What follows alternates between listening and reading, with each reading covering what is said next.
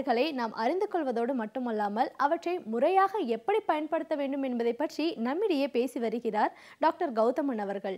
இன்றைக்கு என்ன மூலிகையின் பயன்பாடுகளை நம்மிடையே பகிர்ந்து கொள்ள இருக்கிறார் என்பதை கவனிக்கலாம். நிகழ்ச்சியில் அடுத்த பகுதியாக வரவிருப்பது பல்லாண்டு வாழ்ந்திட.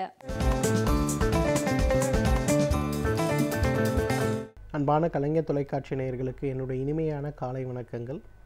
இன்றைக்கி நம்ம பார்க்கக்கூடிய தாவரத்துடைய பெயர் காட்டு முள்ளங்கி அப்படின்னு சொல்லக்கூடிய ஒரு செடி வகை தாவரம்.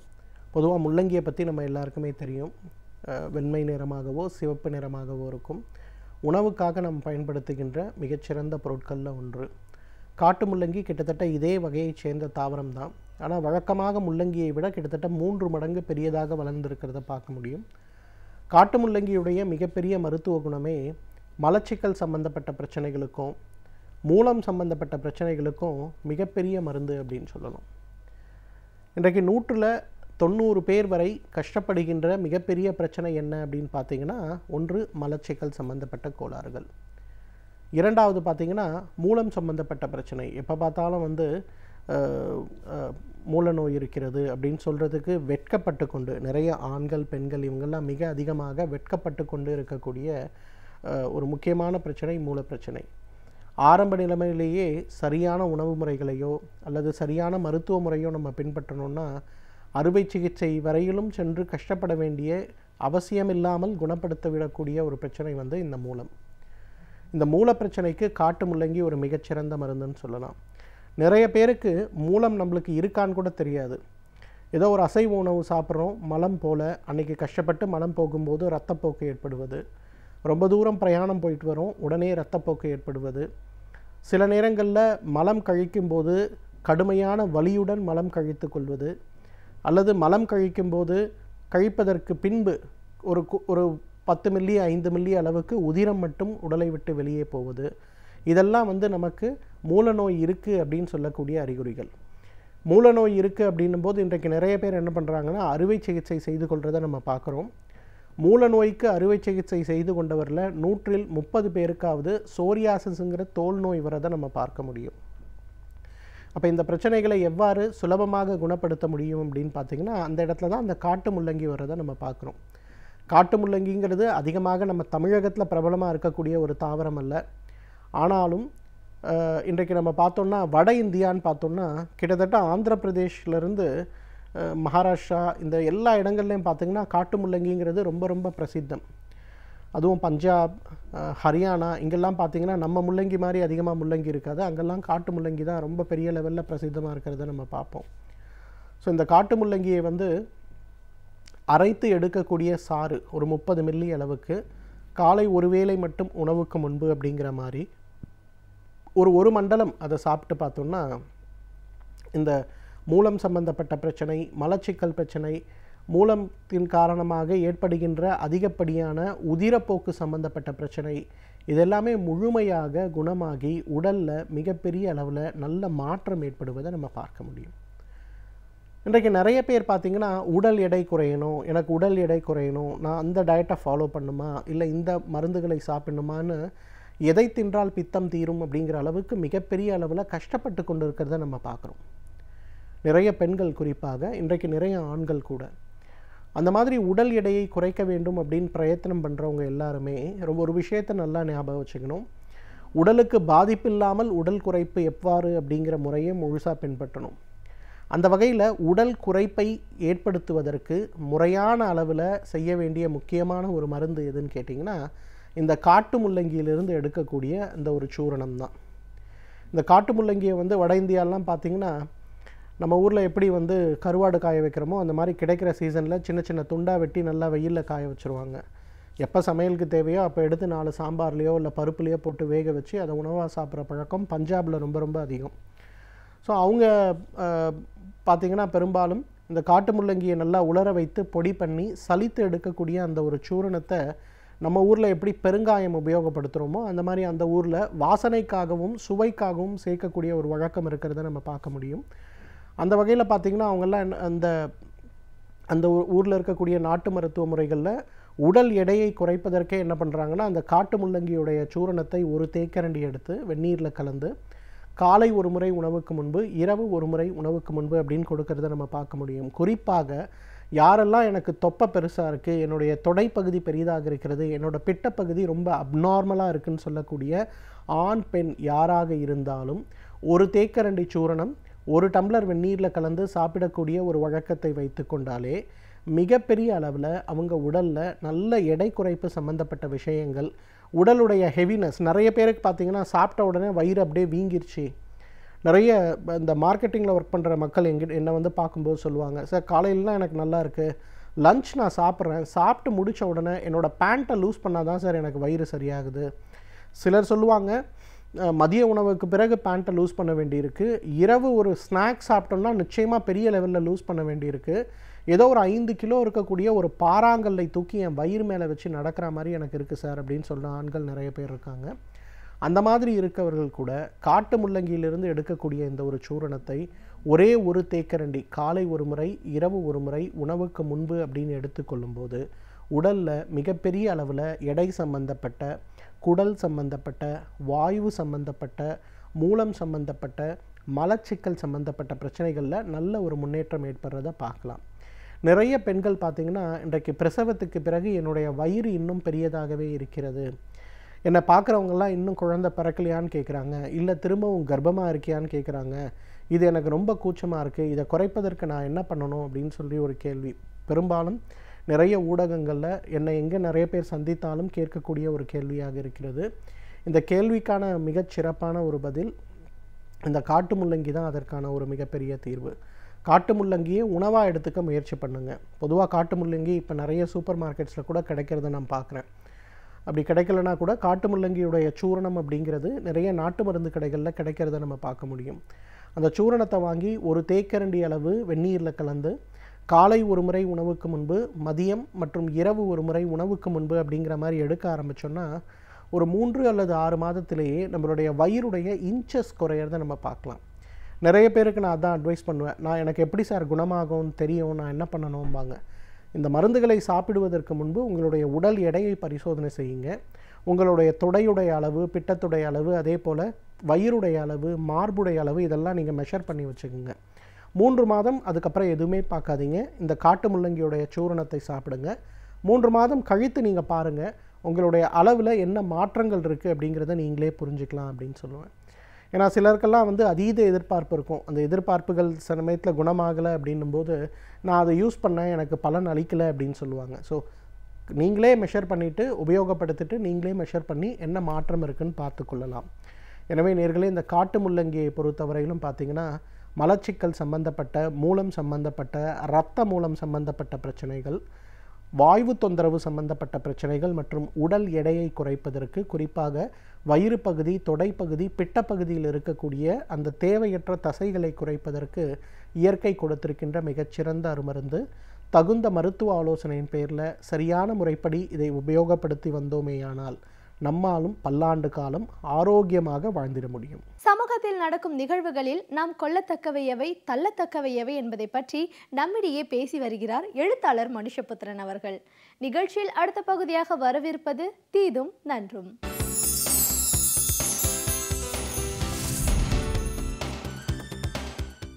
வணக்கம் நண்பர்களே, இன்னுமொரு இனிய காலை பொழுதில் தீதும் நன்றும் நிகழ்ச்சியில் உங்களை சந்திப்பதில் மிக்க மகிழ்ச்சி அடைகிறேன்.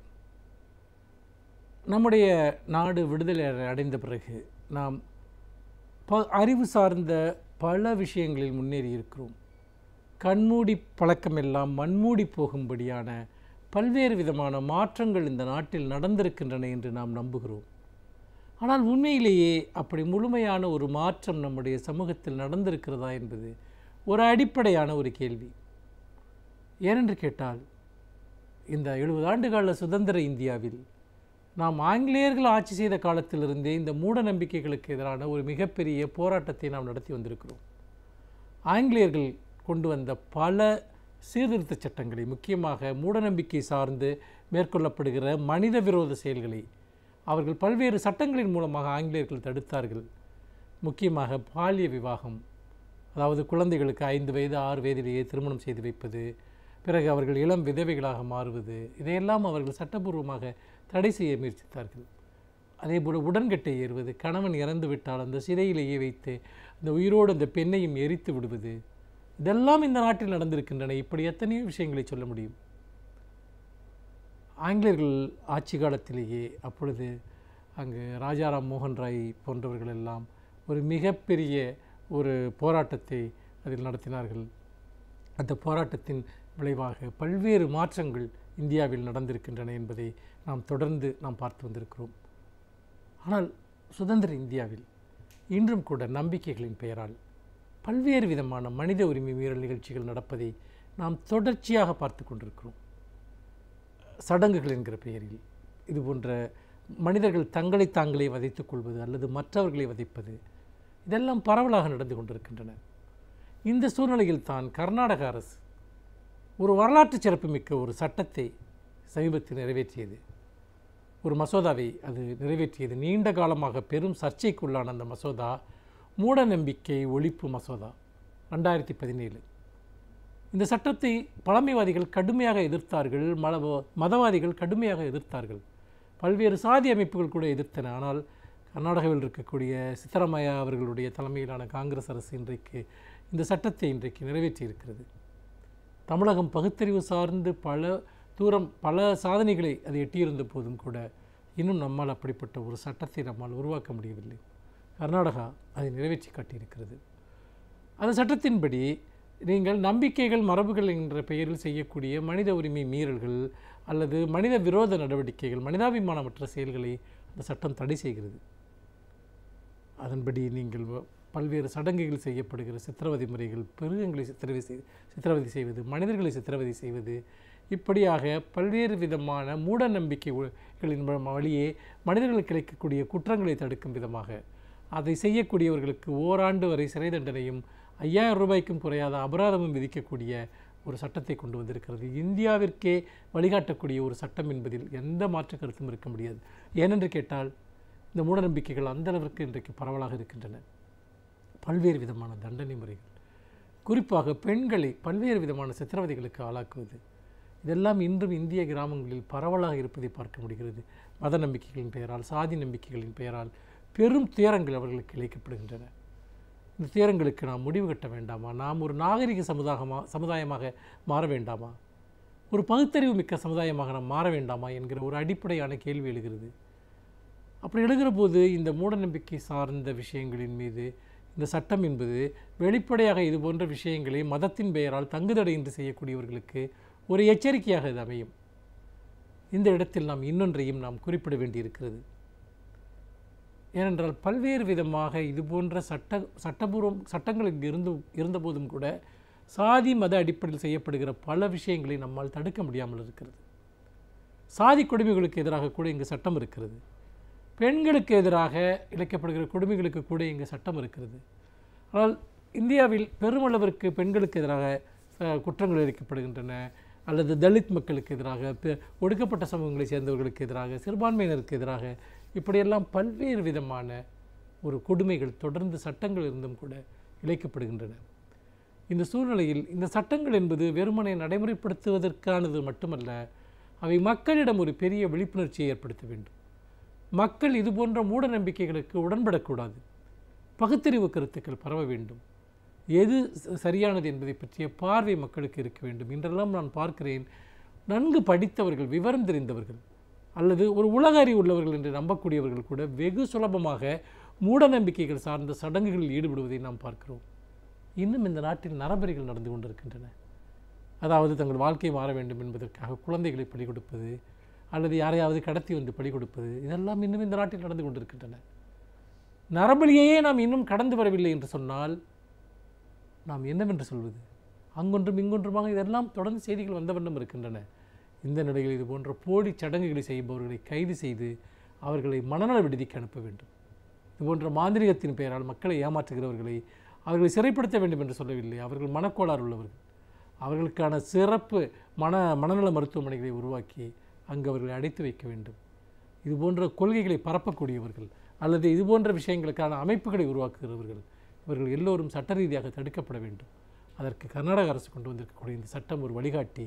இந்தியாவின் எல்லா மாநிலங்களும், தமிழகம் உட்பட இத்தகைய சட்டங்களை இயற்ற வேண்டும், ஏன் மத்திய அரசே இத்தகைய சட்டங்களை இயற்றக்கூடிய ஒரு காலம் வர வேண்டும் என்பதுதான் நம்முடைய அனைவருடைய விருப்பமாகவும் இருக்கும். மீண்டும் இன்னும் ஒரு புதிய சிந்தனையோடு உங்களை சந்திக்கிறேன். நன்றி, வணக்கம். ஒரு துறையை பற்றி நாம் முழுமையாக அறிந்து கொள்ள வேண்டும் என்றால் அந்த துறையை சார்ந்த வல்லுநர்கள் அவர்களின் அனுபவங்களை நம்மிடையே பகிர்ந்து கொள்ளும் பொழுதே அவற்றை நாம் முழுமையாக அறிந்து கொள்ள முடியும். நிகழ்ச்சியில் அடுத்த பகுதியாக வரவிருப்பது சிறப்பு விருந்தினர்.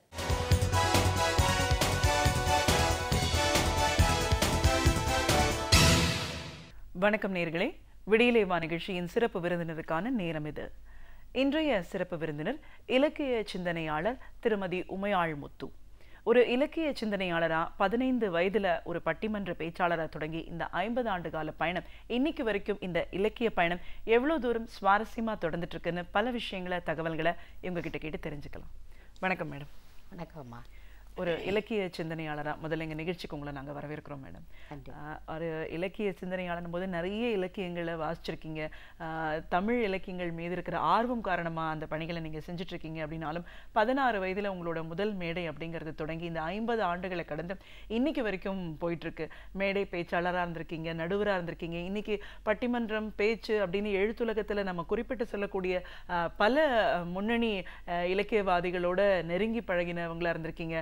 ஒரு காம்படிட்டராக நீங்கள் இருந்திருக்கீங்க. உங்களோட இலக்கிய உலக பயணம் அப்படிங்கிறது எப்படி ஆரம்பமானது, இன்னைக்கு வரைக்கும் பல நாடுகளுக்கு போயிட்டு வந்த இந்த அனுபவங்கள் எப்படி இருக்குன்னு எங்களோட இன்னைக்கு நீங்கள் முழுமையாக பகிர்ந்துக்கணும் மேடம். முதல்ல ஒரு இலக்கிய சிந்தனையாளர் அப்படின்னு நம்ம சொல்லும்போது 16 வயது அப்படிங்கிறது வந்து ஒரு குழந்தை பருவம்.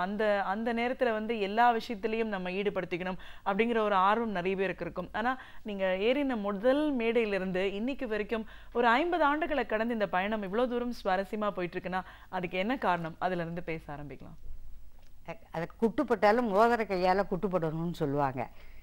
சின்ன வயசில் வந்து ஒரு 16 வயசில் மேடை ஏறும்போதே கம்பனடிப்பொடியார், ராய சொக்கலிங்கனார், தெய்வ சிகாமணி குன்றக்குடி அடிகளார், அந்த மாதிரி காரைக்குடி பகுதியில் செட்டிநாட்டில் நான் வந்து என்னோட வழக்கறிஞர் எங்கள் சித்தப்பா, என்னுடைய தந்தை வந்து சாத்தப்பா சுப்பிரமணியம், என்னுடைய சிறிய தந்தை வந்து வழக்கறிஞர் மெய்யப்பன். அவர் வந்து ஒரு சுதந்திர சட்டமன்ற உறுப்பினர், முன்னாள் சட்டமன்ற உறுப்பினர். அவருக்கு வந்து இவங்களோடையெல்லாம் தொடர்பு இருந்தது. அதனால் நான் 7வது 8வது படிக்கையிலேயே அவர் கையை பிடிச்சிக்கிட்டு இந்த விழாக்களுக்கெல்லாம் போவேன். அவங்களுடைய தொடர்பு காரணமாக எனக்கு வந்து 16வது வயசுலேயே ஆசா ஞானசம்பந்த ஐயா, சீனிவாச ராகவன் ஐயா, அதுக்கப்புறம் காக்கு கோதண்டராம கவுண்டர், எஸ் ராமகிருஷ்ணன், இந்த மாதிரி நிறைய கிவாஜா ஐயா இவங்கள்லாம் ஏறின மேடையில் அப்போ ராஜேஸ்வரி நடராஜன், மீனாட்சி அவங்க 2 பேர் தான் பெண் பேச்சாளர்கள். அப்போ நானும் அவங்க கூட நான் வந்து மேடை ஏறினேன். 8வது படிக்கையிலேயே கண்டனூரில் சிட்டாளாச்சி உயர்நிலை பள்ளின்னு ஒரு பள்ளியில் படித்தேன். அங்கே வந்து பாரதியினுடைய பேச்சு போட்டி வைப்பாங்க. 6வது 7வது 8வதுக்கெல்லாம் அந்த பாரதி பேச்சு போட்டியில் நான் கலந்துக்கிட்டேன். அப்போ 6வதுல மட்டும் ஒருத்தர் எழுதி கொடுப்பார், அதை மனப்பாடம் பண்ணிட்டு பேசினேன். பின்னால் எல்லாம் வந்து நானே வந்து இந்த பாரதியை தேடி தேடி தேடி தேடி இப்போ படிக்க ஆரம்பித்தேன். அதை எனக்கு வந்து முதல்ல ஈர்த்தது வந்து என்ன அப்படின்னு கேட்டிங்கன்னா அந்த நடை. அது வந்து வாசுபா அவர்களுடைய ஒரு புத்தகத்தை படிக்கிறப்போ அவர் அந்த நடையெல்லாம் அப்படி பட்டியலிட்டு காமிச்சிருப்பார். அது வந்து என்னை வந்து ரொம்ப ஈர்த்தது. அது சொல்லப்போனால் அதில் சில வரிகள் வந்து சொல்லும் பொழுது நீங்கள் வந்து அந்த பாஞ்சாலி சபதம் பார்த்தீங்கன்னா அதில் வந்து சகுனி வந்து பகடையை உருட்டுவான். அருமையான செல்வம் என்பால் அளவில்லாத துண்டு 1 மடங்கு வைத்தால் எதிரே 9ஆக வைப்பேன் சொல்லி பாருங்க. பகடை உருளும், அதுக்கு தகுந்த மாதிரி இந்த வார்த்தைகளும் சொற்களும் வந்து உருளும். அதே மாதிரி என்னன்னு கேட்டால் அந்த திரௌபதியோட புடவை வந்து வளரும். வண்ணப்பொற்சேலைகளாம் அவை வளர்ந்தன வளர்ந்தன வளர்ந்தனவே, அந்த மாதிரி வரும். வில்லினை எடடா வில்லினை எடடா அந்த புள்ளியர் கூட்டத்தை பூழ் திசை திடடா. அடடா அந்த வார்த்தை. அச்சமில்லை அச்சமில்லை அச்சமென்பதில்லையே, உச்சி மீது வானிடிந்து வீழுகின்ற போதினும் அச்சமில்லை அச்சமில்லை அச்சமென்பதில்லையே. இது மாதிரி இந்த ஏற்றி சொல்லி இறக்கி சொல்லி அதை அப்படியே அந்த சேத்துல கல்லை எறிஞ்சு அப்படி போய் எப்படி தைக்கிற மாதிரியா இந்த ஆசை தரும் கோடி அளவிறந்ததானாலும் ஓசை தரும் இன்பம் ஓமையிலா இன்பம் என்றோன்னு இலக்கியத்தில் சொல்கிறாங்க பாருங்கள். அது மாதிரி அந்த ஓசை வந்து என்னை வந்து முதல்ல ஈர்த்தது. அதில் இருந்த பொதுவாக நிறைய 16 வயசுல வேற எல்லா துறைகளிலையும் எல்லாருக்கும் ஆர்வம் இருக்கும். ஆனா அன்னையிலேருந்து இன்ன வரையும் நான் புத்தகங்களை தவிர எதையுமே தேடினதே கிடையாது. அதுதான் உண்மை. என்னை பற்றி அறிந்தவர்கள் எல்லாருமே சொல்லுவாங்க, புத்தக கடைக்கு மட்டுமே தான் நான் போயிருக்கிறேன், நான் வேற எந்த கடைக்கும் நான் போனதே கிடையாது. நிறைய பேரை கேட்பதில் எனக்கு வந்து ஆர்வம் ஜாஸ்தி. நான் நிறைய பேரை கேட்பிருப்பேன். எனக்கு வந்து ஒரு வாய்ப்புகள் என்னன்னு கேட்டிங்கன்னா, இன்றைக்கும் கூட பெரிய பெரிய அறிஞர்களுடைய நூல்களை வெளியிட்டு பேசக்கூடிய சந்தர்ப்பம் கிடைச்சது. கீதை பேரொருகள் கிருதாரி பிரசாத் அவர்கள், அது வந்து ராஜேஸ்வரி கல்யாண மண்டபத்தில் நம்ம அருட்செல்வர் ஐயா நாமகாலிங்க நடத்துகிற விழாவில் நான் வந்து அதை வெளியிட்டு அந்த நூலை வந்து ஆய்ந்து நான் வந்து பேசினேன். அப்போ வந்து அவர் என்னை மகளே என்று அவர் எனக்கு கடிதங்கள் எழுதியது இன்னும் என்கிட்ட இருக்கு. அதே மாதிரி அருமை பேத்தி உமையாளுக்கு அன்புடன் ராயசோன்னு அவரோட ராயசோ ஐயாவோட நிறைய நான் பயணம் பண்ணியிருக்கிறேன். திருவண்ணாமலை அப்படி இப்படின்னு அவங்களோட போய் நிறைய கம்பன் கழகங்கள் எல்லாம் நான் அவங்களோட வந்து பேசியிருக்கிறேன். அப்போல சொற்பொழிவாற்றக்கூடியதும் கேட்கக்கூடிய வாய்ப்புகளும் எனக்கு வந்து நிறைய கிடச்சிருக்கு. அதே மாதிரி சிங்கப்பூருக்கு வந்து 65களில் நான் வந்து சிங்கப்பூருக்கு எல்லாம் போனப்போ, நீங்கள் வந்து சிங்கப்பூரில் வந்து தமிழ் காத்த ஒரு பெருமகனாகவும் பெரிய தமிழறிஞராகவும் தமிழ் தந்தையாகவும் கருதப்படுகிற தமிழவேல் கோ சாரங்கபாணி ஐயா, இன்னும் அந்த புகைப்படங்கள்லாம் என்கிட்ட, இன்னும் அரிய புகைப்படங்கள்லாம் கூட என்கிட்ட இருக்குது. அவங்க சாரங்கபாணி ஐயா, சௌந்தர கைலாச அம்மையார், அதுக்கப்புறமாட்டி தனிநாயக அடிகள், இவர்களோடையெல்லாம் அந்த சிங்கப்பூர் பகுதிகளில் பல கூட்டங்களில் கலந்து கொள்கிற வாய்ப்பு. அதே மாதிரி தமிழ்நேசன் முருகு சுப்பிரமணியம்னு இப்போ அவங்கெல்லாம் இல்லை. தமிழ்நேசன் முருகு சுப்பிரமணியம்ங்கிறவர் மலேசியாவில் வந்து பினாங்கு, கோலாலம்பூர் அங்கேயெல்லாம் அறிமுகப்படுத்தி ராமாயணம், பாரதம், சிலப்பதிகாரம், பாரதிதாசன் எல்லா தலைப்புகள்லையும் உரையாற்றக்கூடிய வாய்ப்பு வந்து எனக்கு கிடச்சிது. அதை படிக்க ஆரம்பித்தது, அந்த எடுத்த புத்தகத்தை நான் வந்து கீழே வைக்கவே இல்லை. அது வந்து அதை இப்போ தொடர்ந்து நான் வந்து இப்போ அண்மையில் கூட சிங்கப்பூர் போனப்போ எழுத்தாளர் சங்கத்தில் அங்கே இருக்கிற பாலதண்டாயுதபாணி கோயில், அங்கே இருக்கிற மற்ற கோயில்கள் எல்லாம் கூட எனக்கு பேசுகிறதுக்கு வந்து வாய்ப்பு கொடுத்தாங்க. தொடர்ந்து அமெரிக்காவில் வந்து சில மாதங்கள் அப்படியெல்லாம் போகும் பொழுதெல்லாம் என்னென்னு கேட்டிங்கன்னா, அங்கேயுமே நிறைய நிகழ்வுகளில் நான் வந்து கலந்து கொள்வேன். கனடா பக்கத்தில் அங்கேயே நான் கலந்து கொள்வேன். நல்ல ஆர்வமாக மக்கள் எல்லாரும் கேட்பாங்க. பெரிய பெரிய அறிஞர்களோடெல்லாம் இருந்து அவங்கள கேட்கிற வாய்ப்பு எனக்கு நிறைய கிடைச்சிது. ஒரு 16 வயசுல சாதாரணமாக ஒரு மேடை ஏறி இன்னைக்கு இவ்வளோ தூரம் பயணம் போயிட்டுருக்கு அப்படின்னும் போது உங்களை ஈர்த்த விஷயங்கள் பற்றி நீங்கள் சொல்லியிருக்கீங்க. பட் அதுக்கு முன்னாடி இப்போது நம்ம ஒரு மேடை பேச்சாளராக வரோம், ஒரு போட்டியாளராக பங்கெடுக்கிறோம், அதே நேரத்தில் ஒரு மேடைக்கு வந்து ஒரு தலைமை பொறுப்புலையும் நடுவராக இருந்த அளவுக்கு நீங்கள் வந்திருக்கீங்க. உங்களோட போட்டி அப்படின்னு வரும்போது உங்கள் சமகாலத்தில் இன்னைக்கு பெரிய பதவியில் இருக்கிறவங்க இல்லாமல் அன்னைக்கு உங்களுக்கு ஒரு காம்படிட்டராக இருந்திருக்காங்க. அப்புறம் இன்டர் காலேஜ் காம்படிஷன்ஸ் இந்த மாதிரிலாம் வந்தபோது ஒரு முறையும் அதை முதலிடமே தக்க வச்சுட்டு இருந்திருக்கீங்க. இது எப்படி சாத்தியமாச்சு? இந்த பயணத்தை எப்படி பார்க்குறீங்க ஒரு போட்டியாளராகவும் ஒரு நடுவராகவும்? நான் வெளிநாடுகளுக்கு போகும்போது தான் வந்து நடுவராக இருந்திருக்கிறேன். இப்போ உள்நாட்டில் ஒரு சில கூட்டங்களில் தான் நான் நடுவராக இருந்திருக்கிறேன். அதில் கூட பெரிய பேச்சாளர்களில் தலைமையில் பேசியிருக்காங்க. அவங்க அபய் நடராஜன் சார், சாலமன் பாப்பையான், கனா சச்சிபேசன், சரஸ்வதி ராமநாதன், திருக்குறளார் முனுசாமி, இவங்க சுகி சிவம், நிறைய சொல்லிக்கிட்டே போகலாம். இப்போ அங்கே வந்து அமெரிக்க நாட்டில் வந்து நான் இருக்கிற போது யாராவது அவங்கெல்லாம் அங்கே நிறைய பேர் வருவாங்க. அப்போ வந்து வரும்பொழுது அவர் அப்துல் காதர் ஐயா, சிலம்பொலி ஐயா, மறைமலை இலக்கோனார், இது மாதிரி நிறைய பேரோட அவங்க நடுவராக இருந்து அவங்களோட தலைமையிலையும் நான் வந்து பேசியிருக்கிறேன். என்னால் மறக்க முடியாத அனுபவங்கள் என்னன்னு கேட்டிங்கன்னா, நான் மதுரையில் வாழ்ந்த காலத்தில் திருக்குறளார் முனுசாமி ஐயாவோட நானும் இளம்பிரையும் வந்து இளம்பிரை மணிமாறன் அப்படின்னு ஒரு பேச்சாளர் வாங்க வழக்காடு மன்றம். நாங்கள் வந்து இதிகாச நாயகர்களையும் நாயகிகளையும் குற்றஞ்சாட்டாதவங்களே கிடையாது. 10 மணிக்கு ஆரம்பிக்கிற கூட்டம் 3 மணிக்கு முடியும் கேளுங்க. அந்த அப்படியே அந்த கூட்டம் வந்து வெள்ளம் போல் தமிழர் கூட்டம், வீரம்கொள் கூட்டம், அன்னார் உள்ளத்தால் ஒருவரே மற்ற உடம்பினால் பலராய் காண்பர்னு பாரதிதாசன் சொல்கிற மாதிரி மதுரை மாநகரத்தில் ரோட்டில் அப்படியே அடைச்சிருவாங்க. நாங்கள் 2 பேரும் வழக்காடு மன்ற திருக்குறளார்னா அப்படி ஒரு கூட்டம் வரும்.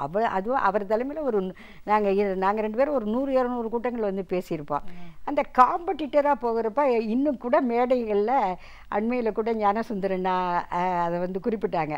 கும்பகோணம் கல்லூரியில் வந்து என்னோட அவங்க வந்து பங்கு பெற்றதை. நான் சென்ற காலத்துலலாம் அது என்னன்னே எனக்கு தெரியாது. நான் தான் முதல் பரிசு வாங்கியிருக்கிறேன். வேறு யாரையுமே நான் வந்து வாங்க விட்டதில்லை. இத்தனைக்கும் தலைப்புக்கெல்லாம் 10 நிமிஷம் முன்னால் கொடுப்பாங்க, 5 நிமிஷம் முன்னால் கொடுப்பாங்க. அந்த மாதிரி அது அந்த ஆர்வம் தான் இலக்கியத்தை வந்து நிறைய என்னோட தந்தையை வந்து சொல்லணும். எங்கே போகணுன்னாலும் அவர் அப்படியே வண்டி எடுத்துகிட்டு வந்து அங்கே நின்று, இத்தனைக்கும் அவர் ஒரு வங்கியில் ஒரு பெரிய அதிகாரியாக இருந்தார். அவருடைய நேரத்தை எனக்காக செலவழித்து என்ன புத்தகங்கள் கேட்டாலும் வந்து வாங்கி கொடுப்பாரு. அதுக்கப்புறமாட்டி நான் பாரதிதாசனே எங்கள் சித்தப்பா வீட்டில் வந்து ஒரு முறை நேரில் பார்க்குறதுக்கு எனக்கு சந்தர்ப்பம் கிடச்சிது. மூவா அவர்களோட ஒரு கூட்டத்தில் வந்து பாண்டிச்சேரியில் அவன் கலந்துக்கிற வாய்ப்பு கிடச்சிது. மகாராஜன்லாம் நான் வாழ்ந்த புதுக்கோட்டையில் அவங்க கூடலாம் பழகிற ஜட்ஜி மகாராஜன் அவர்களோட வந்து இப்போ அந்த மாதிரியெல்லாம் வரும்பொழுது எனக்கு பாரதிதாசனில் அதிகமான ஈடுபாடு வந்தது. அவரோட முதியோர் காதல் பகுதி என்னோட 20 வயசுலேயே நான் விரும்பி படித்த ஒரு பகுதி என்னென்னு கேட்டிங்கன்னா முதியோர் காதல் தான். அது இப்போ இந்த 73 வயசில் நான் வந்து படிச்சிருந்தேன்னா அது ஆச்சரியம் இல்லை. அதை நான் வந்து சொல்லுகிற போது வேறு எந்த இலக்கியத்தையும் நான் பேசுகிற போது எனக்கு கிடைக்காத பாராட்டுக்கள் அந்த பாரதிதாசனுடைய முதியோர் காதல் பகுதியை வந்து சொல்லும்போது. நாவலர் அவர்கள் எழுதின பாரதிதாசனை பற்றி ஒரு அருமையான புத்தகத்தை தேனியில் வெளியிட்டு பேசுகிற வாய்ப்பு கூட எனக்கு வந்து கிடச்சிது. அந்த முதியோர் காதல் பகுதியில் சில இது நான் உங்களோட பகிர்ந்துக்கிறேன், நேயரோடையும் பகிர்ந்துக்கணும்னு ஆசைப்பட்றேன். ஏன்னா அந்த குடும்ப விளக்கு ஒவ்வொரு வீட்லேயும் இருக்கணும். நம்ம வீட்டு குடும்ப விளக்கு வந்து நல்ல விளக்கமாக ரொம்ப ஒளிவிட்டு பிரகாசிக்கணும்னா குடும்ப விளக்கு இருக்கணும். அந்த முதியோர் காதல் பகுதியில் அது பார்த்தா ஒரு 80-85 வயசுக்கு மேலே இருக்கிறவங்களா தான் இருக்கணும், தலைவியும் அப்படி தான் தோணுது அந்த பாட்டை பார்க்கையில். அந்த தலைவன் சொல்கிறான், சதுராடும் நடையாள் அல்ல காய்ந்த புற்கட்டே அவள் உடம்பு, மதியல்ல முகம் அவட்கு வரல் நிலம் குழிகள் கண்கள், எது எனக்கு இன்பம் நல்கும் இருக்கின்றாள் என்பதொன்றே, இனிக்கின்ற யாழை அந்நாள் இசைக்கின்ற ஆற்றல் இல்லை, நினைக்கின்றாள் நினைக்கின்றேன் நிலைக்கின்றது என்பால் இன்பம். எப்படி பாருங்க, அந்த காலத்தில் எப்படி அவரே சொல்லுவார். இந்த இளமை காலத்தை வந்து வேற ஒரு இடத்துல வர்ணிக்கல பாரதிதாசன் சொல்லுவார், தொட்டி நீளத்தில் சுண்ணாம்பு கலந்த கட்டு கலவை என இருள் தன் கட்டு குலைந்தது. கற்பனை பண்ணி பாருங்கம்மா, தொட்டி நீளத்தில் சுண்ணாம்பு கலந்த கட்டு கலவை என இருள் தன் கட்டு குலைந்தது. அப்போ பரந்தனள் பச்சை பசுங்கிளி மாடு கரந்தனள் வீடு நிறம் புரிந்தனள் செம்பொன் தவழை செழும்பொன் ஆக்கினள் அரிசிமா கோலம் அமைத்தனள் நங்கை பரிசில் நீட்டினான் பகலவன் அவனுக்குன்னு அந்த கவிதை போகும். சூரிய உதயத்துக்கு முன்னால் இத்தனையும் பார்க்குற பொண்ணாலாம் அவர் சித்தரிச்சிருப்பார். இப்போ வயசாயிடுச்சு, நடை சதுராடுற நடையில், அதுக்கு பொருளே சொல்ல வேண்டாம், சொன்னால் நேரம் ஆயிரும். அதுக்கப்புறமாகட்டி இவர் என்ன சொல்கிறாரு, இவர் சொல்லி முடிச்சிட்டார் அம்மாவை பற்றி. அந்த அம்மா சொல்கிறாங்க, உப்பொன்று சாற்றில் குறைந்தால் உண்ணல் ஒளியுமே என்றும், ஒன்றை ஒப்பென்றால் ஒப்பாவிட்டால் உடைபடும் உள்ளம் என்றும், தொப்பென்ற ஓசை கேட்டால் துயருறும் நெஞ்சம் என்றும், தப்பொன்றும் நேர்ந்திடாது தலைவனை காத்தேன் என்பார். என்ன அழகு பாருங்க, பேரம்பேத்தி விழுந்துட்டாங்களோ அல்லது கருத்து வந்து மாறுபட்டால் வந்து மனசு ஒடிஞ்சிருமோ அப்படின்னு அவங்க இந்த தள்ளாமையை பற்றி இவ்வளவு அழகாக சொல்ல முடியுமா? அறம் செய்த கையுமோயும் அன்பால் மக்களை தூக்கி புறம்போன காலுமோயும் புலவர் திறம் கேட்ட காதுமோயும் மறவனை நினைக்கின்ற மனம் மட்டும் ஓய்தல் இல்லை. இப்படி இவங்க இந்த வயசில் 80 வயசுக்கு மேலே 90 வயசுக்கு மேலே 2 பேரும் அருகருகே இருவர் அன்புண்டு செயலே இல்லைன்னு கடைசியாக முடிப்பார். அதை இப்படி வாழணுன்னா அதுக்கு என்ன காரணம்? ஒருத்தன் வந்து கேட்குறான், நமக்கெல்லாம் தெரியணும்ல, அதுக்காகவே கேட்க வச்சிருப்பார் பாரதிதாசன்.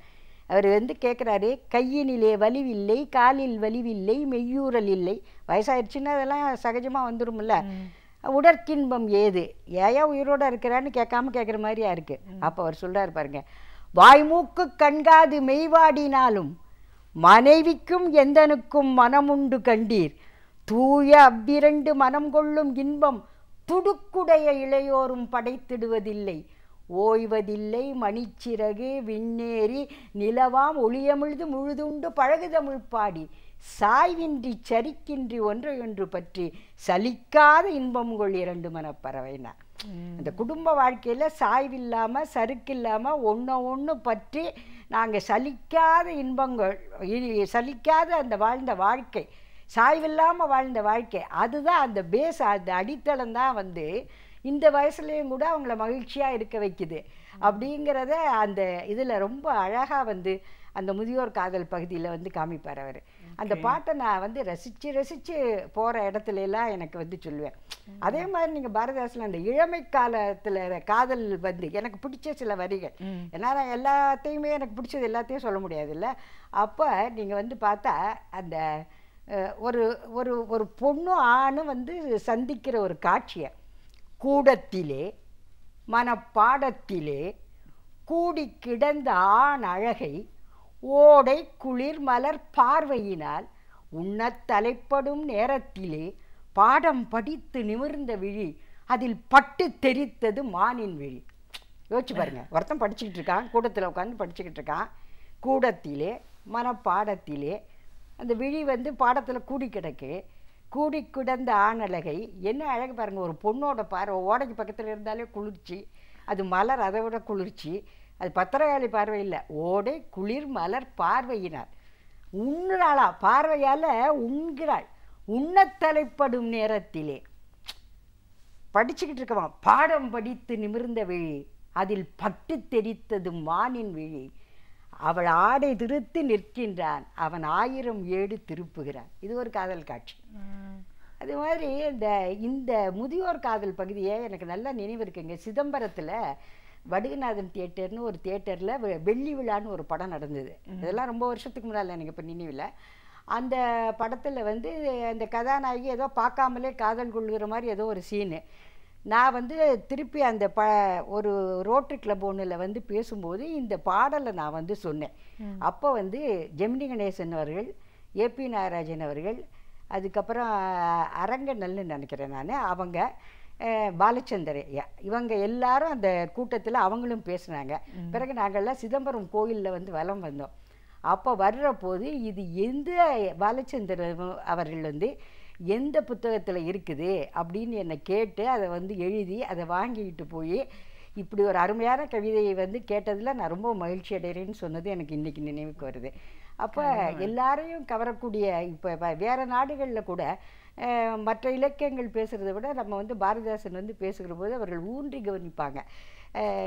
எல்லாமே அவருடைய புரட்சி கவிதைகளையும் பேசுவேன் நான், பெண்மை குறித்த அவருடைய கவிதைகளையும் நான் வந்து பேசுவேன். என்னை ரொம்ப ஈர்த்த ஒரு கவிஞர் அவர். கண்டிப்பாக இந்த இலக்கிய ஆர்வங்கள் பற்றி பேசும்போது சிலப்பதிகாரத்தை பற்றியும் ஒரு குறிப்பிட்டு சொல்ல தகுந்த விஷயங்கள் வச்சுருக்கீங்க. சிலப்பதிகாரம்ன்ற அந்த ஒரு அந்த நூலை பற்றி பேசும்போதே பல விஷயங்கள் கற்பனையிலேயே நமக்கு வரக்கூடியது எல்லாருக்குமே இருக்கும். ஒரு இலக்கிய சிந்தனையாளராக உங்களுடைய பார்வையை பற்றி சொல்லுங்கள்.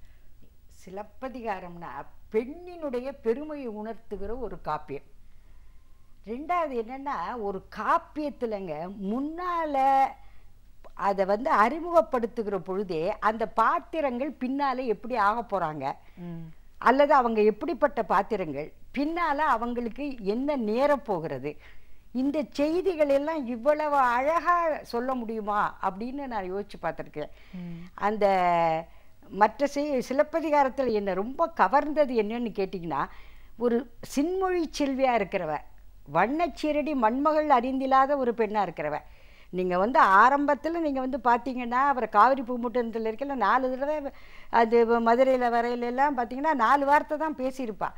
பின்னால் எப்படி அவள் எதிர்த்து நின்று ஒரு பெரிய ஒரு போராளியாக மாறுகிறாள் என்கிற செய்தியெல்லாம் வந்து ரொம்ப நம்மளை அப்படியே வந்து சிலிர்க்க வைக்கிற செய்திகள். படிக்கிறப்போவே அந்த கண்ணகியை அந்த சில பாடல்கள், அந்த பாடல்களுடைய அழகை நம்ம வந்து ரசிக்கணும்.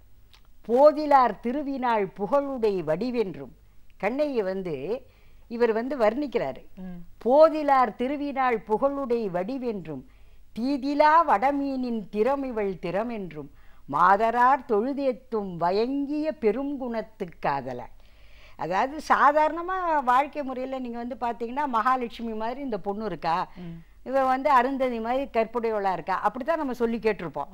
ஆனால் இந்த சிலப்பதிகாசிரியர் கண்ணகியை பற்றி சொல்ல வரையில் கண்ணகி வந்து மகாலட்சுமி வந்து கண்ணகி மாதிரி அழகாக இருக்கா, மகாலட்சுமி கண்ணகி மாதிரி அழகாக இருக்கா, அருந்ததி கண்ணகி மாதிரி கற்புடையவளாக இருக்கிறா அப்படிங்கிற மாதிரியான அவர் சொல்லுவார். ரெண்டாவது தொழுது ஏற்றுதல் அப்படின்னு வரையில் தொழுதல் வந்து ஆண்டவனை தான் தொழுதல்னு சொல்லுவோம். இப்போ அவள் ஒரு சின்ன பொண்ணு 12-13 வயசு பொண்ணாக இருக்கையில் அவளை வர்ணிக்கிற போதே கூட அவளை வந்து அப்படியே தொழுகிறார்களா, எல்லாரும் தொழுகிறார்களா, அவள் பின்னால் தெய்வமாக போகிறான். நீங்கள் இப்போ மாரியம்மனுடைய வழிபாடு இருக்கே, அது கண்ணகியினுடைய வழிபாடு அப்படின்னு மாப்போசி எழுதுறாரு. நம்ம நாட்டில் வந்து தமிழ்நாட்டில் எங்கெங்கெல்லாம் மாரியம்மன் கோயில் இருக்கோ அந்த வழிபாடு முழுக்க கண்ணகி வழிபாடு தான் அப்படின்னு அவர் பல காரணங்கள்லாம் சொல்கிறாரு. அது ஆராய்ச்சியாளர்களுடைய பார்வைக்கு அதை விட்டுட்டேன் நான். ஆனால் வந்து இப்போ இலங்கையெல்லாம் நீங்கள் வந்து பார்த்தீங்கன்னா கயவாகும் மன்னன்லேருந்து வந்து எங்கள் நாட்டுக்கு வந்து எங்களுக்கு நீ வரங்குடுன்னு சொல்லி கேட்குறாரு. அது சேரன் செங்குட்டுவன் வந்து அங்கே வந்து சிலை வடிக்கிறார். இன்றைக்கும் நம்ம வந்து கண்ணகிக்கு நம்ம சிலை எடுத்துக்கிட்டு இருக்கிறோம். அது மாதிரி இந்த கண்ணகியினுடைய பெருமையை வந்து ஒவ்வொரு ஸ்டெப் பை ஸ்டெப் அவங்க சொல்லிகிட்டே வருவாங்க. இந்த சாலினின்னு வேட்டு வச்சு மேலே வரும். கொங்கச்செல்வி குடமலையாட்டி தென்தமிழ் பாவை செய்த தவக்கொழுந்து ஒரு மாமணியாய் உலகிற்கு ஓங்கிய திருமாமணி. ஏன்னா அவள் இதெல்லாம் ஆகிறதுக்கு முன்னாலேயே அப்போ அவளை பார்த்த உடனே கவுந்தியடிகள் வேற தெய்வத்தையே வந்து வணங்காமல் இருக்கிறவர், அவருடைய தெய்வத்தை மட்டுமே வணங்குறவர். கற்பு கடம்பூண்ட இத்தெய்வம் அல்லது பொற்புடை தெய்வம் யாம் கண்டிலமால். அது மாதிரி பார்க்குறவங்க எல்லாருமே இவ தெய்வமாக போகிறாள் தெய்வமாக போகிறாள்னு பரத்தையை பத்தினியாக்கி பத்தினியை பகவதியாக்கிற காப்பியம் சிலப்பதிகாரம். இந்த சிலப்பதிகாரத்துக்கு இன்னொரு பெருமை என்னன்னு கேட்டிங்கன்னா, நீங்கள் சாகுந்தலத்தை எடுத்துக்கங்க அல்லது ராமாயணத்தை எடுத்துக்கங்க, வந்து பல இலக்கியங்கள்லாம் எடுத்துக்கிட்டிங்கன்னா வேறு மொழியிலேருந்து வந்ததை நம்ம வந்து மொழிபெயர்த்தது அல்லது அதை தழுவி எழுதப்பட்ட காப்பியங்களாகத்தான் இருக்கிறது. ஆனால் தமிழ் மொழியில் பெரும்பகுதி தமிழ்நாட்டு சூழலை தமிழர்களை வந்து வச்சு எழுதின அந்த ஒரு நூல்னு நம்ம நினச்சி பார்த்தோன்னு சொன்னால் அது சிலப்பதிகாரம் தான். ஆனால் ஒரு குறையுடையவனா அந்த கோவலனை சித்தரிக்கிறப்ப கூட இவ்வளவு பெரிய தெய்வமாக போகிற ஒரு பெண் இவ. இந்த கண்ணகி தெய்வமாக போகிற ஒரு பெண். அவளுக்கு போய் இந்த குறையோடு இருக்க ஒருவனை எப்படி வந்து சொல்ல முடியும்? ஆரம்பத்தில் அவரை வந்து நல்லா வந்து அவரை அறிமுகப்படுத்துவார். மண்டேத்த புகழினான் மதிமுக மடவார்தம் பண்டேத்த மொழியினார் ஆயத்து பாராட்டி கொண்டேத்தும் செவ்வேள் என்று திசைபோக்கி காதலால் கொண்டேத்தும் கிழமையேன் காதலன் என்பான் மன்னோ அப்படின்னு அந்த பாட்டு வந்து வரும். கோவலனுடைய புகழை பற்றி சொல்லையில் இந்த பூமி வந்து சின்னதாக போச்சான், அவனோட புகழ் வந்து அவ்வளவு பறந்து போயிருச்சான். அப்படியெல்லாம் இருந்தவன் அந்த காலத்துக்கு தகுந்த மாதிரி இருப்பறத்தை சேரிப்பறத்தை காதல் பறத்தை இப்படி இருக்க ஒரு சூழ்நிலையில் போய் மாலையை வாங்கிக்கிட்டு பின்னால் போயிடுறான். அப்படின்னு வருகிற போது நகர நம்பிய தெருவில் இருக்கிறாங்கிறப்போ பின்னால் இந்த கோவலனுடைய பெருமையை காப்பிய ஆசிரியர் பாருங்கள், மாடல மரியான்னு ஒருத்தனை வந்து கொண்டு வந்து அவன் மூலமாக இவன் எப்படி கருணை மரவனாக இருக்கிறான், இல்லோர் செம்மலாக இருக்கிறான், செல்லா செல்வனாக இருக்கிறான் அப்படின்னு இந்த கண்ணகிக்கு தகுந்த மாதிரி உயர்த்துகிற காட்சி. கிட்டத்தட்ட அதெல்லாம் ஒரு 2 மணி நேரம் நம்ம வந்து பேச வேண்டிய ஒரு செய்திகள். அதனால் வந்து 4 வார்த்தை மட்டுமே பேசின ஒரு பொண்ணு சிலம்புல கொண்மோ, சரி நீ கணவனை பெறணுமா போய் அந்த சோமகுண்டத்தில் நீராடு சூரிய குண்டத்தில் நீராடு பீடன்று. அதுக்கப்புறமாட்டி மதுரையே வந்திருக்காது. இப்போ 10 அடி நடந்த உடனேயே மதுரை எங்குள்ளது அவன் உடனே ஆரங்காதம்மா. அதுக்கப்புறம் வந்து போற்றா ஒழுக்கம் புரிந்தனர் அதுவும் அவன் கேட்கறதுக்காக சொல்கிறான். இப்படி இந்த 4-5 வார்த்தையை தவிர அவன் பேசவே இல்லை. அவள் போய் ஒரு அரசவையில் என்ன பேச்சு பேசுகிறா, அவளுடைய நாட்டோட பெருமையெல்லாம் சொல்கிறா பாருங்க. அதாவது ஒரு இந்த நாட்டை சேர்ந்தவன் நான், இந்த நாட்டு மண்ணுக்கு உரியவர்கள் இப்படி வாழ்ந்திருக்கிறார்கள் என்று சொல்லுவது மாதிரி இந்த மனுநீதி சோழர்லேருந்து சிபி சக்கரவர்த்தியிலேருந்து ஒவ்வொரு பெருமையாக வந்து யாருன்னு கேட்குற கேள்விக்கு நான் எங்கேருந்து வந்தேன்னு சொல்கிறதும் அது அழகாக சொல்லுவார். தீயை வந்து கோவலனும் கண்ணகியுமா வலம் வருவாங்க, பின்னால் இந்த தீ வந்து வலம் வந்து நான் உன்னை வந்து என்ன பண்ணேன்னு கேட்கும். உன்னுடைய ஆணையை கேட்பதற்காக நான் வந்திருக்கிறேன்னு சொல்லும். மதுராபதி தெய்வம் வந்து உன்னுடைய ஆணையை கேட்கறதுக்காக வந்திருக்கிறேன்னு சொல்லிட்டு அப்புறம் ஊழ்வினை பற்றி சொல்லுவாங்க. அந்த மாதிரி அக்கினி தேவனும் ஒரு தெய்வமும் ஏவல் கேட்கக்கூடிய அளவுக்கு அவள் எப்படி உரைசால் பத்தினியை உயர்ந்தோறும் ஏற்றுவர். அதனால் ஒரு பெண்ணோட வளர்ச்சியை, இந்த பெண்ணினுடைய அந்த பொறுமை எல்லாத்தையும் காட்டக்கூடிய ஒரு காப்பியம். இன்னும் கூட வந்து பாருங்க, இந்த திருமணத்தில் வாழ்த்த போகையிலேயே பின்னால் வந்து இவங்க 2 பேரும் சரியாக வாழ போகிறது இல்லைங்கிறத சொல்லிடுவாங்க. ரொம்ப அழகான பகுதி அது. ஒரு திருமண வீட்டுக்கு போகிறோம், போனால் நல்லா இருங்கப்பா, பல்லாண்டு பல்லாண்டு பல்லாயிரத்தாண்டு பல கோடி 100 ஆண்டு வாழ்க, அப்படி தானே வாழ்த்துவோம். காதலர் பிரியாது கவபுக்கை நெகிழாது தீதருக. ஒருத்தரை வாழ்த்தும் போது உனக்கு இந்த நோய் வராமல் இருக்கட்டும், உனக்கு அந்த நோய் வராமல் இருக்கட்டும், நீ கடத்தில் விழாமல் இருக்கட்டும், குளத்தில், இப்படியா வாழ்த்துவோம். நீ அவனை பிரியாமல் இரு அப்படின்னு சொல்லும் பொழுதே, அது எதிர்மறையாக வாழ்த்தும் பொழுதே அவர்களுக்கு என்ன நேரம் போகிறதோ என்கிற ஒரு பதைப்பை நமக்கு கொண்டாடுற மாதிரி அதனால் அந்த காப்பியத்தை அவர் செலுத்தி கொண்டு போகிற முறையும், அதில் வந்து இசையை பற்றி, நாடகத்தை பற்றி, ஒரு நாடக மேடை வந்து எப்படி அமையணுங்கிறத பற்றி, அந்த அந்த மாதவியினுடைய கடிதங்களை எல்லாம் நீங்கள் வந்து படித்து பார்க்கல. ஒரு காதலி காதலனுக்கு விட்டுட்டு போன காதலனுக்கு எழுதுகிற கடிதத்தை வந்து அப்படியே அனுப்பி விடுறான் தாய் தந்தைக்கு. அடிகள் முன்னர் யானடி விழுந்தேன், வடியாக்கிழவி மரம்குழல் வேண்டும், குறவர் பணி அன்றியும் குலப்பிறப்பாட்டியோடு இரவிடை கழுதற்கு என்பழைப்பறியாது கையறு நெஞ்சம் கடியல் வேண்டும் பொய்தீர் காட்சி புறையோய் போற்றி. அப்படி மாதவி எழுதுகிற அந்த கடிதத்தை அப்பா அம்மாட்ட சொல்லாமல் வந்துட்டாமா, அதனால் அப்படி அனுப்புகிறான்னு சொல்லி, அதுவும் எந்த காலத்தில் வாழ்கிற ஒரு பெண், ஒரு பரத்தையாக இருக்கிற ஒரு பெண் வந்து அதனால் இந்த பெண்கள் எல்லாரையும் ஒரு சிறப்பு செய்கிற மாதிரியான ஒரு காப்பியம் என்பதனால கூட எனக்கு அந்த சிலப்பதிகாரத்தில் ரொம்ப அதிகமான ஈடுபாடு. இலக்கிய சிந்தனையாளராக இந்த இலக்கிய உலக பயணம் 50 ஆண்டுகளை கடந்தும் இது எந்த அளவுக்கு சுவாரஸ்யமாக போயிட்டுருக்குன்னு ஒரு சின்ன சின்ன விஷயங்களையும் நம்ம இன்றைக்கி பகிர்ந்துட்டுருக்கோம். 16 வயதில் ஒரு மேடை ஏறி அந்த அனுபவம் இன்றைக்கி எத்தனை பேரோடு நம்ம கம்ப்ளீட் பண்ணியிருக்கோம், எவ்வளோ பரிசுகளை நம்ம வாங்கியிருக்கோம், வேறு நாடுகளில் போய் நடுவராக இருந்த அந்த அனுபவம், நம்மளோட இலக்கியங்களோட சிறப்பு, அதில் உங்களை கவர்ந்த விஷயங்கள்னு நிறைய கருத்துக்களை எங்களோட நீங்கள் முழுமையாக பகிர்ந்ததுக்கு நன்றி. வணக்கம் அம்மா. அறிவியல், வரலாறு, இதுவரை நாம் அறியாத உண்மைகள், இவைகளிலிருந்து நாம் அறிந்து கொள்ள வேண்டிய பல அரிய தகவல்களை இன்றைக்கும் நமக்காக வழங்க வந்திருக்கிறார் பேராசிரியர் சுபவீர பாண்டியன் அவர்கள். நிகழ்ச்சியில் அடுத்த பகுதியாக வரவேற்பது ஒன்றே சொல் நன்றி சொல்.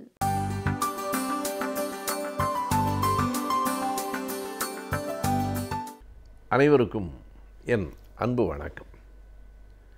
கேரளாவில் கோயில்களுக்கு போனால் ஒரு நிகழ்வை நாம் பார்க்கலாம். தமிழ்நாட்டு கோயில்களுக்கும் கேரளாவின் கோயில்களுக்கும் சில வேறுபாடுகள் உண்டு. அந்த கேரளாவின் சாயல் தமிழ்நாட்டினுடைய தென் மாவட்டங்களிலும் படிந்திருப்பதையும் பார்க்க முடியும். தமிழகத்தில் வட மாவட்டங்களில் அல்லது தஞ்சை போன்ற மத்திய மாவட்டங்களில் எந்த கோயிலுக்கு போனாலும் நாம் மேல் ஆடையை ஆண்கள் கழற்ற வேண்டியதில்லை. கன்னியாகுமரிக்கு போனால் நீங்கள் அந்த சட்டையை கழற்றிவிட்டுத்தான் சுசீந்திரத்திலும் கன்னியாகுமரியிலும் நீங்கள் உள்ளே போக வேண்டும். இது கேரளாவிலிருந்து வந்து சேர்ந்த பழக்கம். கேரளாவில் நம்பூதிரிகள் இதனை ஏற்படுத்தினார்கள். அதற்கு பல்வேறு காரணங்கள் உண்டு. சட்டையை கழற்றிய உடனே உங்கள் சாதி தெளிவாக தெரிந்துவிடும். தோளில் ஆடுகிற நூல் நீங்கள் யார் என்பதை குறிக்கும், இல்லாதவர்கள் யார் என்பதை தெளிவுபடுத்தும். கேரளா முழுவதும் எல்லா ஊர்களிலும் கோயில்களில் நம்பூதிரிகள் என்கிற அந்த பார்ப்பனர் சமூகத்தை சார்ந்தவர்கள் தான் இருப்பார்கள். முன்குடுமி எப்படி சிதம்பரத்திலே இருக்கிற தீட்சிதர்களோ அப்படி இருக்கும், பின்குடுமி அல்ல. ஆனால் கேரளாவில் பாலக்காட்டில் மட்டும் தமிழ்நாட்டு பார்ப்பனர்கள் தான் அங்கே இருப்பார்கள். கேரளா முழுவதும் நம்பூதிரிகள், பாலக்காட்டில் மட்டும் வேறுபாடு. ஏன் பாலக்காட்டில் மட்டும் அந்த வேறுபாடு என்பதற்கு ஒரு வரலாற்று ரீதியான ஒரு செய்தியை கிருஷ்ணவேல் என்கிறவர் தன்னுடைய கட்டுரையில் எழுதியிருக்கிறார். அது இன்னமும் புத்தகமாக வரவில்லை. தெரிந்த செய்திகளும் தெரியாத வரலாறும் என்று பல்வேறு விதமான ஆய்வுகளை அதில் அவர் வகுத்து தந்திருக்கிறார். சில செய்திகள் நமக்கு அப்படி இருக்குமா என்கிற ஐயத்தை கூட ஏற்படுத்துகிறது. அது ஆய்வுக்கு உரியது. ஆனாலும் சிலவற்றை அவர் மிக தெளிவாக தந்திருக்கிறார். மூவேந்தர்களினுடைய இறுதி காலம், அதாவது 13ஆம் நூற்றாண்டு, 1250க்கு பிறகு 1310 வரையில் தமிழ்நாட்டு மன்னர்களிடத்திலே ஒரு பெரிய குழப்பம்தான் நிலவிற்று. உலகையே ஆண்ட ராஜராஜ சோழன், ராஜேந்திர சோழன் என்கிற வரலாறெல்லாம் சுருங்கி 3ஆம் ராஜேந்திர சோழன் ஆடுகிற போது 1286க்கு பிறகு தஞ்சையை சுற்றிய இடம் மட்டும்தான் சோழ சாம்ராஜ்யம். சோழ சாம்ராஜ்யம் தஞ்சை அளவுக்குத்தான் சுருங்கி போயிற்று. பாண்டி நாட்டிலே பார்த்தால் அங்கும் ஏராளமான குழப்பங்கள் நடைபெற்று கொண்டிருந்தன. கடைசியாய் ஆண்ட பாண்டியன் 1310 இறந்து போனான். அதற்கு பிறகுதான் மாலிகாவூரினுடைய ஆட்சி இங்கே வந்தது. எப்படி வந்தது என்பதை நாம் கவனிக்க வேண்டும். இவர்களாய் போய் அழைத்து வந்தார்கள், அவனாக வரவில்லை. பாண்டிய மன்னன் இறந்து போகிற போது அவனுக்கு 2 மகன்கள். அதற்கு யாருக்கு முடிசூட்டுவது என்று ஒரு குழப்பம் வந்தது. மூத்த மனைவியின் மகன் சுந்தரபாண்டியன், 2வது மனைவி அல்லது ஆசை நாயகியின் மகன் வீரபாண்டியன். இவர்களில் யாருக்கு முடிசூட்ட வேண்டுமென்றால் மூத்த மனைவியின் மகனுக்குத்தான் என்று இயல்பாக சொல்லிவிடலாம். ஆனால் அதில் ஒரு சிக்கல் இருந்தது. 2வது மனைவிக்கு குழந்தை முதலில் பிறந்து விட்டது. எனவே மூத்த மனைவியின் மகனுக்கு முடிசூட்டுவதா அல்லது வயதில் மூத்தவனுக்கு முடிசூட்டுவதா என்கிற வினா எழுந்தபோது அந்த பாண்டிய மன்னன் 2வது மனைவியின் மீது கொண்ட ஆசை காரணமாக அவளுடைய மகன் வீரபாண்டியனுக்கு முடிசூட்டிவிட்டான். இதை பொறுத்து கொள்ளாத மூத்த மகன் சுந்தரபாண்டியன் தந்தையை கொன்றொழித்துவிட்டு பதவிக்கு வர முயற்சித்த போது வீரபாண்டியன் அவனை நாட்டை விட்டே விரட்டிவிட்டான். நாட்டை விட்டு விரட்டப்பட்ட சுந்தரபாண்டியன் எங்கே போனான் என்றால் தில்லியிலே போய் அலாவுதீன் கில்ஜியை பார்த்து தனக்கு உதவி வேண்டும் என்று கேட்டான். அலாவுதீன் கில்ஜி தான் அவனுக்கு உதவியாக மாலிகாபூரை அனுப்பி வைத்தான். மாலிகாபூர் விரைந்து வந்து வீரபாண்டியனை வீழ்த்திவிட்டு சுந்தரபாண்டியனை உட்கார வைக்கவில்லை, அவனையும் வீழ்த்திவிட்டு தானே அரியணையை பற்றி கொண்டான். பிறகு 1310 62 வரைக்கும் 52 ஆண்டு காலம் தமிழ்நாட்டில் வேறு ஒரு ஆட்சி நடைபெற்றது. அது வரலாறு.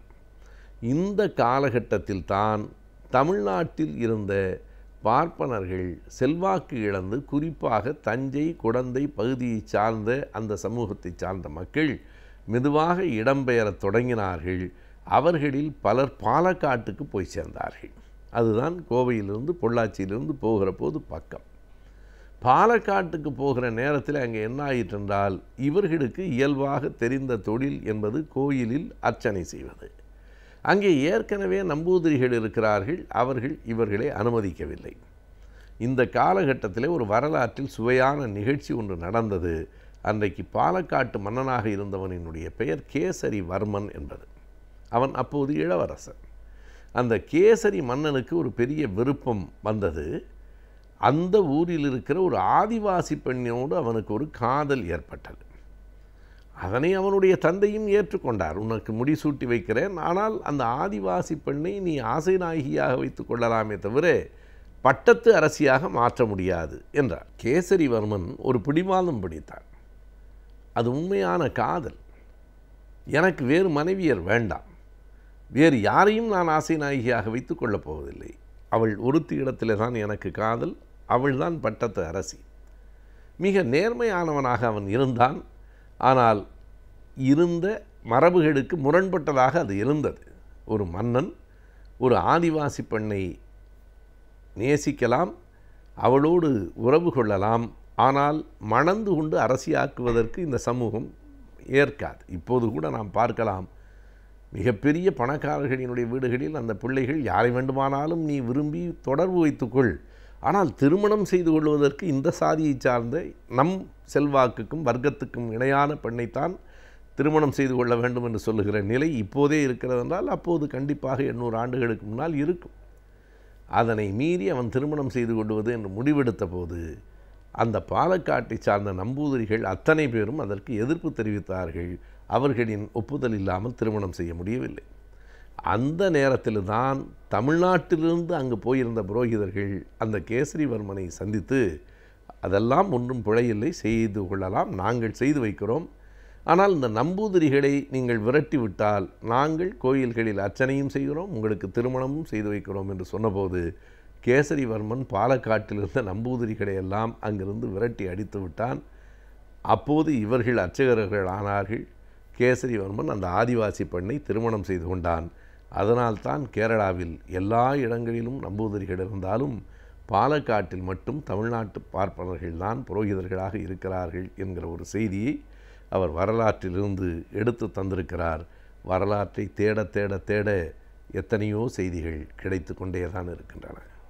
தற்போது அறிமுகப்படுத்தப்பட்டிருக்கும் நவீன கல்வி முறைகளை பற்றியும் அதற்கான தகுந்த வேலைவாய்ப்புகளை பற்றியும் ஒவ்வொரு வாரமும் இந்த பகுதியின் மூலமாக நாம் அறிந்து வருகிறோம். இன்றைக்கும் சில தகவல்களை பற்றி தெரிந்து கொள்ளலாம்.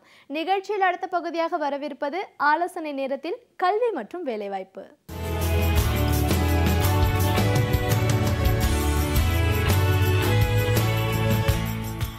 அன்புள்ள மாணவர்களே, பெற்றோர்களே, நண்பர்களே, இன்றைய ஆலோசனை நேரத்தில் சார்ட்டர்ட் அக்கவுண்டன்சி கோர்ஸ், அதாவது தமிழில் பட்டய கணக்கர் என்று சொல்லுவது உண்டு, அதை பற்றி பேசத் தொடங்குகிறோம். பல பேர் +2 முடித்தவுடன் கிராஜுவேஷன் BA, BSc, BCom படிக்கிறார்கள். அது தவிர ப்ரொஃபஷ்னல் கோர்சஸ், அதாவது BE, BTech, இன்ஜினியருக்காக வேண்டி மருத்துவர், அதாவது மெடிசின், வழக்கறிஞர், LLB, BL இது படிப்பது உண்டு. அதே போல் மிக முக்கியமான ஒரு ப்ரொஃபஷ்னல் கோர்ஸ் என்னவென்றால் சார்ட்டர்ட் அக்கவுண்டன்சி.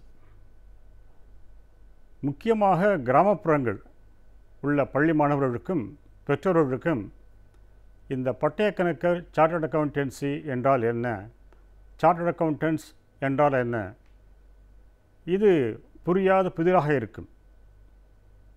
ஆனால் இன்று நிலைமை மிக மாறிவிட்டது. BA, BE, BTech படித்த மாணவர்கள் இன்ஜினியரிங் முடித்து 5 ஆண்டுகள் படித்து கடந்த 10 ஆண்டுகளில் நல்ல வேலைகளை அமர்ந்தார்கள். அதில் ஒன்று மாறுபட்ட கருத்து கிடையாது. ஆனால் அது பொருளாதார நிலைமைக்கு ஏற்ப அவளது சம்பளமோ வேலைவாய்ப்புகளோ கூடும் அல்லது குறையும். டாக்டர்கள் அவர்களுக்கு எப்பொழுதும் தொழில் உண்டு, அது பற்றி மாறுபட்ட கருத்து கிடையாது. வழக்கறிஞர் அவர்கள் திறமைக்கு ஏற்ப அவர்கள் முன்னேறலாம், ப்ராக்டிஸ் செய்யலாம். ஆனால் சார்ட்டர்ட் அக்கவுண்டன்சி என்பது 5 கேள்விகள் உங்களுக்கு நான் முன்வைக்கிறேன். ஒன்று, சார்ட்டர்ட் அக்கவுண்டன்ஸ் பட்டய கணக்கர் என்றால் என்ன? 2, நான் ஒரு சார்ட்டர்ட் அக்கவுண்டன்ட் ஆக வேண்டும். 3, அவ்வாறு நான் ஒரு சார்ட்டர்ட் அக்கவுண்டன்ட் பட்டய கணக்கர் ஆவதற்கு எந்தெந்த வழிகளில் நான் முயற்சி செய்ய வேண்டும், எவ்வாறு படிக்க வேண்டும்? 4 மிக முக்கியமான கேள்வி, நிறைய கேள்விப்பட்டிருக்கிறேன். அதாவது இந்த சார்ட்டர்ட் அக்கவுண்டன்சி கோர்ஸ் மிக கடினமானது 1. 2, வெரி லோ பர்சன்டேஜ், மிக குறைவானவர்களே இதில் தேர்வு பெறுகிறார்கள்.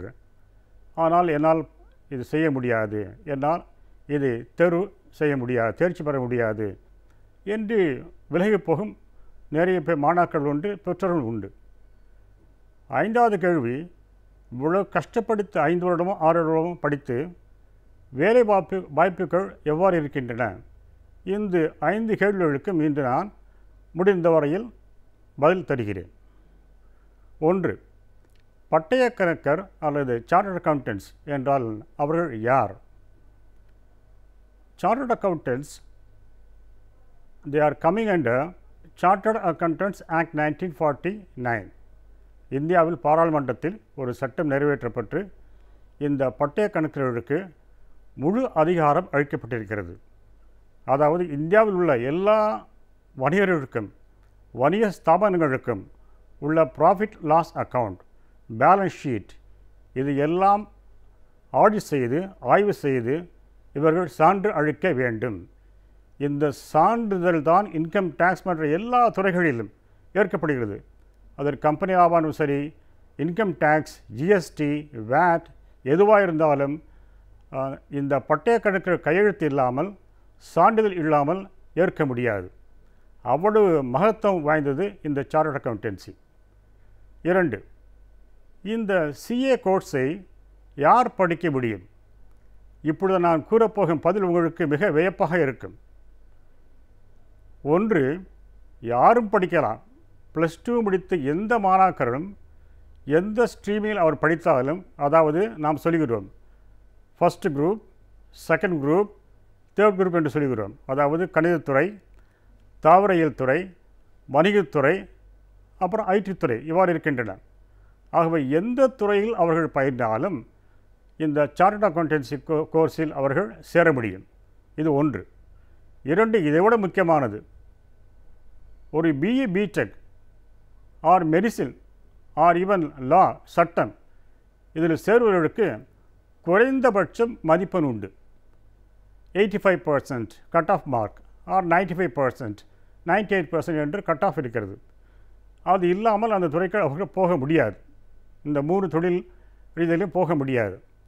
ஆனால் அகில இந்தியாவிலேயே இந்த ஒரே சார்ட்டர்ட் அக்கௌண்டன்சி கோர்ஸ், இந்த பட்டக்கணக்கு படிப்பிற்கு எந்த விதமான மினிமம் மார்க், குறைவான மார்க் தேவையில்லை. அவர்கள் பாஸ் பண்ணினால் போதும். எந்த துறை எடுத்தார்களோ அதை பாஸ் செய்தால் போதும். அதற்கு பின்னாலே 1 வருஷம் அவர்கள் அடிப்படை கல்வி படிக்க வேண்டும். அதாவது சார்ட்டர்ட் அக்கௌண்டன்சி ஃபவுண்டேஷன் கோர்ஸ் என்று சொல்லுவது. 2 வழியாக அவர்கள் இந்த பட்டயக்கணக்கர் கல்வியில் சேரலாம். ஒன்று, 12வது படிப்பு முடித்த தேர்வு எழுதியவுடன், அதாவது வழக்கமாக இந்த +2 தேர்வுகள் மார்ச் மாதம் இருக்கும். ஆக மார்ச் மாதம் அந்த தேர்வுகள் முடிந்தவுடனே உடனேயாக அவர்கள் பதிவு செய்ய முடியும். அதற்கு வருடத்தில் 2 நாட்கள் கட் ஆஃப் டேட் உண்டு. ஒன்று 30th ஜூன். ஆக மார்ச் மாதம் தேர்வு எழுதி உடனே பதிவு செய்தால் அவர் 30th ஜூன் அதற்கு முன்னால் பதிவு செய்தோர் ஆவார்கள். அடுத்த முறை அது தவறிவிட்டால் பல காரணங்களுக்காக பிறகு அந்த ஜூன் மாதம் கடந்து டிசம்பர் வரை, 30th டிசம்பர் வரை அவர்கள் பதிவு செய்யலாம். இவ்வாறு பதிவு செய்தால் வருடத்தில் 2 முறை அவர்கள் தேர்வு எழுத முடியும். அதாவது இந்த ஃபவுண்டேஷன் எக்ஸாமினேஷன் எழுத முடியும். உதாரணமாக மார்ச் மாதம், ஏப்ரல் மாதம் பதிவு செய்தவர்கள் 4-5 மாதங்களுக்கு கல்வி கயின்று, இந்த ஃபவுண்டேஷன் கோர்ஸ் கல்வி கயின்று பயின்று 6 மாதம் 7 மாதங்கள் கழித்து அதே வருடம் நவம்பர் மாதம் அவர்கள் தேர்வு எழுத முடியும்.